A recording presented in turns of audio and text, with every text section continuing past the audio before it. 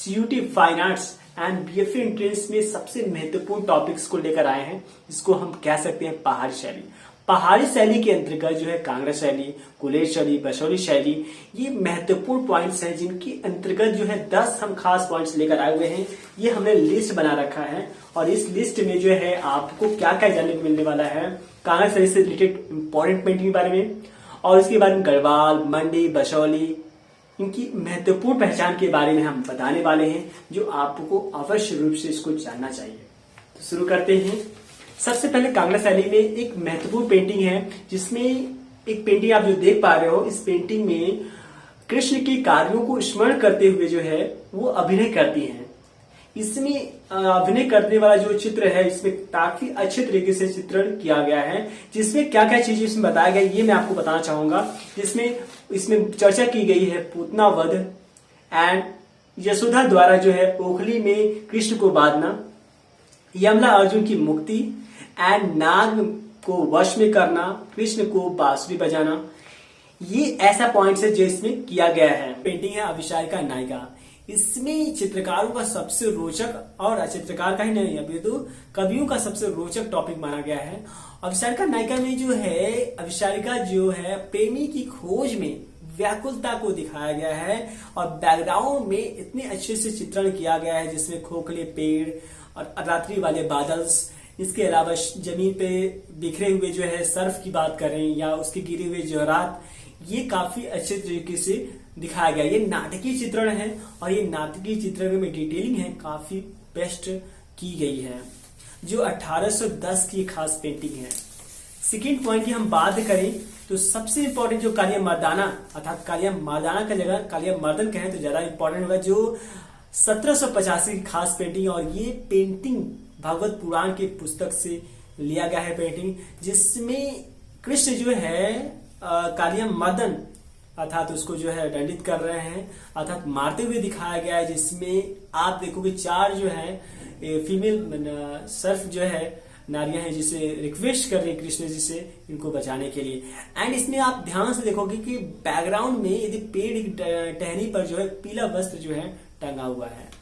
Fourth point में एक painting है जो 1800 की है, जो कृष्ण जो है गोपियों के साथ होली खेलते हुए, यह भी पेंटिंग खास पेंटिंग है जिसको आप ध्यान दे सकते हैं। एंड 5वां पॉइंट में ज्येष्ठ के महीने में एक प्रेमी जुड़ा है पेंटिंग है, जिसमें ब्लैक एंड व्हाइट में आप दिख रहे होंगे, और ये जो है 12 मासा से लिया गया है, जो 10वें अध्याय से जुड़ा हुआ है। इसमें खास पॉइंट क्या है कि ज्येष्ठ का मतलब होता है मई जून का महीना होता है, और 12 महीने का 12 मास में मतलब क्या दिखाया गया है कि इसमें प्रेम के स्वरूप को दिखाया गया है, अर्थात ये कह सकते हैं कि प्रेम के प्रतीक को दिखाया गया है आपकी 12 मासा में। और कलाकारों ने इससे बनाते हुए काफी आनंद की अनुभूति महसूस किया है, यह बात भी लिखा गया है, और ये राष्ट्रीय संग्रहालय नई दिल्ली में यह पेंटिंग रखी गई है। तो इसके बाद हम 6वें पॉइंट को लेकर हम यदि चर्चा करें तो खास पॉइंट हो सकता है, और ये 6वें पॉइंट में क्या बात है, जसरोटा। जसरोटा में सब इसके पहले जो इम्पोर्टेंट जो शासक है उनका नाम है बलवंत है, और बलवंत के समय के सबसे इम्पोर्टेंट कलाकार हैं उनका नाम नैनसुख है। नैनसुख एक ऐसे कलाकार हैं जो गुलेर शैली और कांगड़ा शैली के महत्वपूर्ण कलाकार कहे जा सकते हैं। इनमें खास पॉइंट में क्या कहना चाहता हूं, उनके जो भाई हैं जिनका नाम मानक है, इनको मनकू के नाम से कहा जाता है, और ये गुलेर शैली के अच्छे तथा प्रसिद्ध कलाकार हैं। गुलेर शैली के प्रसिद्ध कलाकार कौन है, मनकू। ये आप ध्यान दे सकते हैं। यदि जसरोटा के यदि पहचान की बात करें तो वो गुलेर शैली से है।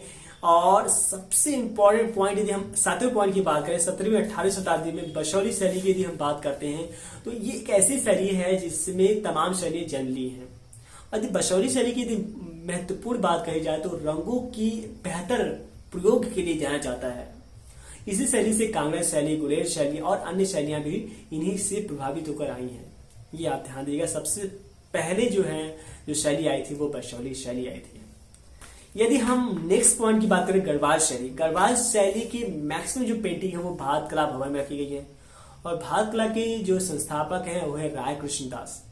राय कृष्ण दास के बारे में जान लीजिए कि इन्होंने भारत कला भवन अर्थात बीएचयू कैंपस विजुअल आर्ट की इस साइड जो है आप देखोगे, बैक साइड आप देखोगे कि भारत कला भवन है, और इसमें गढ़वाल शैली की पेंटिंग रखी गई है। गढ़वाल शैली के यदि मेन आर्टिस्ट की बात करें तो मोला राम है, और स्त्रियों के माथे पर चंदन का टीका, ये गढ़वाल शैली की पहचान है। नेक्स्ट पॉइंट की बात करते हैं मंडी शैली। मंडी शैली एक ऐसी शैली है जिसमें सबसे इंपॉर्टेंट है, जिसमें पाश्चात्य कलाओं का प्रभाव है और इसमें जो शासकों का विष्णु और शिव के प्रति इनकी काफी ज्यादा आस्था थी, तो इस तरह के उपासक कह सकते हैं शासकों को। और मंडी शैली की विशेषता की बात तो बड़ा मुखमंडल, बड़ा चेहरा, छोटा कद, ये आपका मंडी शैली की पहचान है। अंतिम पॉइंट की हम बात करेंगे। अंतिम पॉइंट में हम आपको बताने वाले हैं, और यहाँ हमारा पॉइंट लिखा हुआ है, वह है कुल्लू शैली की बात करें। कुल्लू शैली में दो पेंटिंग है जो खास पेंटिंग है, जिसमें सारणी रामायण, सारणी रामायण में आप देख सकोगे, जिसमें आप ये पेंटिंग देखो, जिसमें राम जो है अपना जो भी राजपाट ध्यान दे रहे हैं, तो ये पेंटिंग इसमें आप देख सकते हो। यदि कुल्लू शैली की पहचान की बात तो करें तो नुकीली ढूंढी एंड बड़ी आंखें और धूसर रंग का प्रयोग, धूसर रंग मतलब ग्रीन रंगों का प्रयोग इसमें किया गया है। और ये पॉइंट्स जो कुल्लू शैली के लिए इंपॉर्टेंट है, इसमें आप ध्यान दे सकते हैं। और मुझे उम्मीद है कि आपको यह पॉइंट आपको बेहतर लगा होगा, तो कमेंट में हमें जरूर बताइएगा। यदि आप जो है थ्योरी की तैयारी करना चाहते हैं, साथ में प्रैक्टिकल की तैयारी करना चाहते हैं, तो हमारे ऑनलाइन क्लासेस, ऑफलाइन क्लासेस से जुड़ सकते हैं। ये हमारा नंबर है और काफी इजी तरीके से थ्योरी की तैयारी या प्रैक्टिकल की तैयारी कराई जाती है, आप जरूर समझते हैं। और इसके अलावा आपको बताऊं कि बहुत ही न्यूनतम चार्जेस के साथ आप ज्वाइन कर सकते हैं।